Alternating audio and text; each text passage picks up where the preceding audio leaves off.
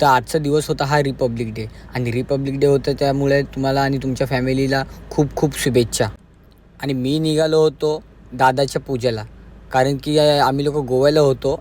आम्ही तिकडे धिंगाणा घालत होतो आणि दादांनी घातला होता इथे तर रिक्षावाल्याने इथे मला मध्येच सोडलं आणि बोललं की तुम्ही क्रॉस करून जावा म्हणून. तर इथे मी थांबलो होतो सूरज आणि सचिनची वाट बघत की कधी येतील ते.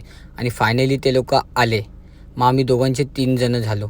आणि सचिनला आम्ही गोव्यालामध्ये खूप मिस केलं होतं. पेट्रोल संपत आलं होतं म्हणून थोडं पेट्रोल भरलं आम्ही लोकांनी आणि ट्रिपल सीट बसून आम्ही पुढच्या प्रवासासाठी निघालो होतो. नाकाबंदी असतानासुद्धा आम्ही ट्रिपल सीट जात होतो. सूरज बोलला होता चला बिंदास मी आहे टेन्शन नका घेऊ. तर मध्येच आम्हाला इथं बड्यादा पण भेटला होता. तो पण आम्हाला जॉईन झाला होता. मग आम्ही 2 गाड्यावर 4 जण झालो होतो. तो अशी गाडी चालवता जसं काय रॉकेटच दिलं आहे त्याला चालवायला. आणि सचिन यो करत करत आम्हाला बोलत होता पाठी राहा म्हणून, कारण की त्याला माहीत होतं आणि त्यांनीच रस्ता चुकवला. सो आम्ही पोचलो इकडे आणि लिफ्टमध्ये आलो. बोललो बघूया दादाचे रिॲक्शन काय होतात.